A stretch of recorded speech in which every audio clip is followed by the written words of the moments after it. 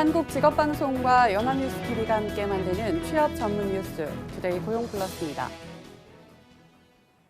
공정거래위원회는 지난 몇 년간 하청업체 상대 갑질 근절을 강조해왔습니다. 매년 문제가 개선됐다는 조사 결과도 내놨는데요. 그런데 알고 보니 조사 대상 선정부터 방식까지 총체적 부실이었고 제재는 너무 관대했습니다. 윤선희 기자입니다. 공정거래위원회가 지난해 발표한 하도급 거래 서면 실태조사 자료입니다. 대기업이 갑질을 했는지 알아보기 위해 원사업자 5,000개와 하청업체 9만 5천 개 등 모두 10만 곳을 조사했다고 돼 있습니다. 응답업체 94%는 거래 관행이 개선됐고 기술자료 보호나 대금 제각받기도 나아졌다고 응답한 것으로 나와 있습니다. 조사 결과는 이런데 왜 갑질은 근절되지 않을까? 한마디로 조사 자체가 부실했기 때문이었습니다. 우선 설문대상 하청업체는 모두 일감을 준 대기업이 골라준 곳이었습니다. 애초에 제대로 된 답을 기대하기 힘든 겁니다. 이렇다 보니 질문마다 무응답이 많았고 조사도 공정위가 외부 업체에 맡겨 이뤄진 서면 조사였습니다. 현장 상황이 제대로 반영됐을 리 없습니다. 어느 정도 괴리가 있는 거는 저도 느꼈습니다. 저희가 수급 사업자 전체를 갖다가 명단을 만들어내고 거기에서 샘플링을 하는 거에는 시간과 그리고 비용이 하도급 업체들이 현재 어떠한 상황에 처해 있는지 실태 조사를 하는데 시간과 비용이라는 이유로 이렇게 엉터리 조사를 한다는 것은 있을 수 없다고 봅니다. 조사가 부실하니 제재도 부실합니다. 거래 관행이 개선됐다는 답이 90%를 넘는데 하도급 대금을 떼먹고 공정위 제재를 받은 건수는 300건이 넘었고 그것도 매년 늘었습니다. 하지만 이 중 68%는 경고만 받았고 고발은 단 5건에 그쳤습니다. 연합뉴스TV 윤선입니다. 정부와 여당이 산재보험 사각지대 해소에 나섰습니다. 산재보험 적용 대상을 방문 판매원이나 화물기사 같은 특수고용직과 모든 자영업자에게 확대하기로 했습니다. 강은나래 기자입니다. 특수고용직의 산재보험 가입률 평균 13.7%. 근로계약 대신 위임이나 도급계약을 맺어 노동자성이 모호하다는 이유로 법적 보호를 못 받는 경우가 많았습니다. 하지만 내년부터는 사정이 달라질 전망입니다. 정부와 여당이 산재보험 적용 범위를 확대키로 했습니다. 보험 설계사 등 9개 특수고용 직종에 더해 가정방문 판매원과 정수기 점검기사, 방문교사, 화물차주 등을 가입 대상에 넣기로 한 겁니다. 이를 통해 산재보험 혜택을 받게 될 노동자는 27만 명 정도가 될 것으로 추산됩니다. 사회보험 적용 대상 확대는 튼튼한 안전망을 만드는 핵심적인 정책이라고 하겠습니다. 중소기업 사업주 136만 5천 명도 산재보험 가입길이 열립니다. 지금까지는 상시 노동자 50인 미만인 사업장의 사업주만 가입할 수 있었는데 앞으로는 300인 미만으로 확대됩니다. 또 나홀로 사장님으로 불리는 1인 자영업자들도 업종에 관계없이 산재보험 혜택을 보게 됩니다. 금년에는 돌봄 서비스 및 IT 업종 분야에 대한 연구 용역을 진행하고 있는데 이 분야의 특구 직종은 내년도에 제도 개선을 실시할 것입니다. 정부는 이 같은 내용을 반영한 산업재해 보상보험법 시행령 개정안을 다음 달 17일까지 입법 예고합니다. 연합뉴스TV 강은나래입니다. 전문직 등 고소득 사업자가 지난 5년간 5조 5천억 원이 넘는 소득을 숨겨온 것으로 나타났습니다.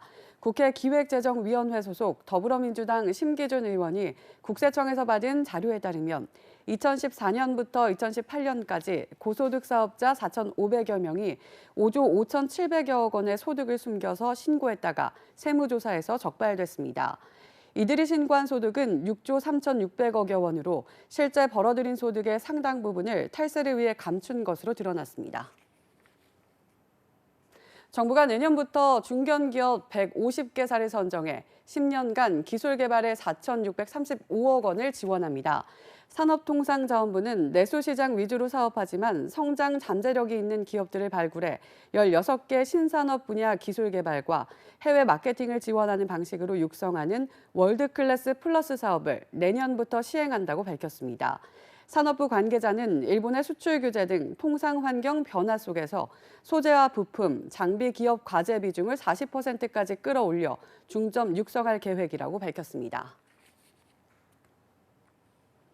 매번 안 좋다는 소리만 나오던 경기와 심리지표가 최근 모처럼 일제 개선세를 보였습니다. 일각에서는 경기가 바닥을 찍은 게 아니냐는 관측까지 나오는데요. 과연 희망을 가져봐도 좋은 건지 이순국 기자가 짚어봤습니다. 8월 산업 생산과 설비 투자, 소매 판매는 모두 한 달 전보다 증가했습니다. 산업활동 3대 지표가 일제히 상승한 건 5개월 만입니다. 실물 지표뿐 아니라 가계와 기업의 심리 지표도 오름세를 나타냈습니다. 경기 상황에 대한 체감도를 보여주는 소비자 심리 지수가 9월엔 한 달 전보다 4.4포인트 올라 5달 만에 반등에 성공했고, 기업들의 체감 경기를 나타내는 기업 경기 실사 지수는 여전히 비관론과 낙관론이 균형을 이루는 기준치 100에는 한참 못 미쳤지만 한 달 전보다는 3포인트 상승했습니다. 경기가 바닥을 찍은 것 아니냐는 관측까지 나온 이유입니다. 하지만 이를 추세적 반등으로 보기는 어렵다는 분석이 많습니다. 현실적으로 반등을 얘기하기엔 악재와 불확실성이 너무 크다는 겁니다. 특히 미중 무역 분쟁, 그리고 반도체 경기 회복 시점 지연 전망과 맞물려 10달째 내리막인 수출이 살아날 조짐을 보이지 않는다는 점이 이런 분석을 뒷받침합니다. 세계 경기의 하향 흐름으로 4차 산업혁명에 대한 불안감이 확대될 것으로 예상이 되기 때문에 메모리라든지 반도체 관련 투자 부진이 예상이 되고요. 이에 따라 경기 반등을 앞당기기 위한 확장 재정과 완화적 통화 정책을 요구하는 목소리는 더욱 커질 것으로 보입니다. 자연스럽게 다음 주로 예정된 금융통화위원회에서 한국은행이 기준금리를 추가 인하할 것이라는 관측에도 한층 무게가 실립니다. 연합뉴스TV 이승국입니다. 렌터카 기반 승합차 호출업체 타다가 정부의 이른바 택시 혁신안에 정면 반기를 들었습니다. 택시 면허를 확보한 만큼만 서비스를 허용한다는 정부 방침과 달리 렌터카로 차량을 10,000대까지 늘려 전국 서비스를 하겠다는 겁니다. 택시업계는 물론 정부와의 갈등이 불가피해졌습니다. 서영석 기자입니다. 승차 거부 없는 이동을 내걸고 출시 1년 만에 회원 125만 명을 확보한 타다가 공격적 서비스 확장에 나섭니다. 1,400여 대선인 렌터카 차량을 내년 말까지 10,000대로 늘리고 서울과 수도권 일부에 한정된 서비스 지역도 전국으로 넓힙니다. 확장 계획도 공격적이지만 내용도 정부의 이른바 상생안에 정면 배치됩니다.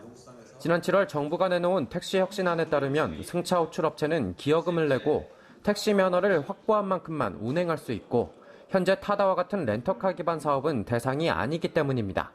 하지만 타다 측은 승합차를 빌린 사람에게 운전자 알선을 허용하는 여객 자동차법상 자신들의 방식이 합법이며 택시 혁신안이 비합리적이라고 지적합니다. 저희가 무슨 그 대수를 받는다고 했을 때 만약에 예를 들어 저희 회사가 정말 잘 안 돼서 회사가 망하게 되는 경우에 그러면 그 면허권들을 국가에서 되사줄 것인지 이런 것. 그간 타다를 불법 유사 택시라며 중단을 요구해온 택시업계는 강하게 반발했습니다. 국토부가 내놓은 제도 개선 방안에 걸맞지 않는 발언이라고 생각해요. 만대를 늘리고 한다는 건 그냥 어불성설이야 지금. 국토교통부도 타다가 현재 영업할 수 있는 근거 규정을 손보겠다고 경고하고 나서면서 혁신 승차 호출 서비스를 둘러싼 갈등은 다시 석 달 전으로 되돌아갈 조짐입니다.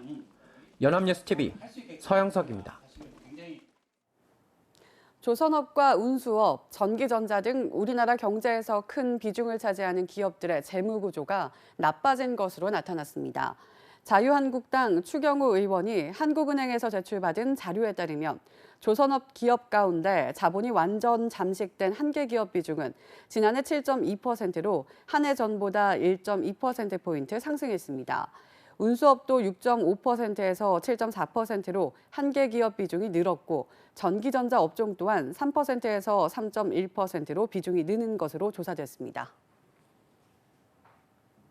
생활이 어려운 분들이나 함께 사는 가족 중 장애인이 있는 가정에는 전기나 가스 요금을 깎아주게 돼 있습니다. 그런데 운영이 무척 부실합니다. 대상 10가구 중 4가구가 감면해서 누락될 정도인데요. 자기가 알아서 신청해야 하는 제도가 근본 문제란 지적입니다. 김지수 기자입니다. 지난 4월 감사원이 내놓은 전기요금제도 운영 실태에 대한 감사 보고서입니다. 보고서엔 전기, 가스요금 감면 대상인데도 감면을 받지 못한 경우가 160만 가구에 달한다는 지적이 나옵니다. 기초생활수급자, 차상위 계층, 장애인 가정 등의 전기요금과 도시가스요금을 일부 깎아주는데 정해진 혜택을 받지 못하는 경우가 너무 많은 겁니다. 지난해 전기요금과 도시가스요금 감면 누락 비율은 각각 32%와 45%선. 이것도 이전보다 나아진 수준입니다. 전기요금 혜택 누락률은 2016년과 2017년엔 40%를 오갔고 같은 시기 도시가스는 55%가 혜택을 받지 못한 적도 있습니다. 본인이 알아서 감면을 신청하도록 한 제도 때문입니다. 본인이 신청이 되지 않으면 지금 현재로서는 저희 쪽은 어려운 상황입니다.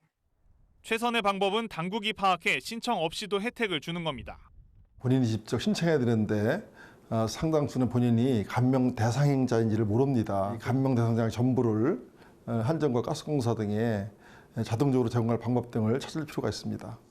하지만 이것도 개인정보보호법상 복지 당국이 해당 가구가 복지 대상임을 한전이나 가스업체에 알려줄 수 없어 이를 허용하는 법 개정 없이는 도입이 어려운 실정입니다. 연합뉴스TV 김지수입니다.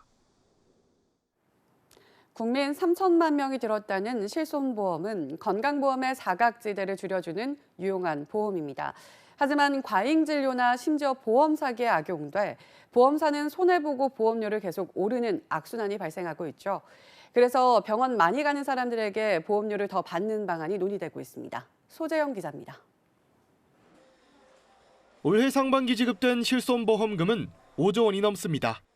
반면 들어온 보험료는 4조 원이 채 안 됩니다. 보험사들이 1조 원 넘는 적자를 본 겁니다. 도수치료나 만모톰 시술같이 건강보험 비적용 진료가 늘며 보험금 지급이 늘어난 영향이 큽니다. 백내장 수술도 그 자체는 건보 대상인데 비대상인 렌즈 삽입을 함께 하도록 하는 바람에 나간 보험금만 연 5천억 원이 넘을 전망입니다. 이 때문에 업계에서는 보험료 차등제 도입 논의가 본격화하고 있습니다. 보험료 차등제는 사람에 따라 보장 내역이 같아도 보험료는 달리 매기는 겁니다. 더 많이 타간 사람이 더 비싼 보험료를 내도록 하는 게 골자입니다. 실제로 실손보험이 대규모 적자를 내고 있는데도 전체 가입자 가운데 40%는 보험금을 한 번도 탄 적이 없는 실정입니다. 다른 보험에 비해서 정보 비대칭성이 굉장히 높고 역선택과 도덕적인 요인이 높습니다. 보험료가 점점 가격이 올라가게 되고 그걸 방치하게 되면은 위험이 높은 수요자만 남게 되고 결국은 이게 시장 실패가 발생합니다. 병원에서 의료 정보를 보험사로 곧장 보내 병원과 보험사가 보험금을 정산하는 지급 간소화 방안도 추진 중입니다. 환자도 편리하지만 과잉 진료를 줄여 보험금 지급을 줄이려는 것으로 현재 이런 내용을 담은 보험업법 개정안은 국회에 계류돼 있습니다. 연합뉴스TV 소재영입니다.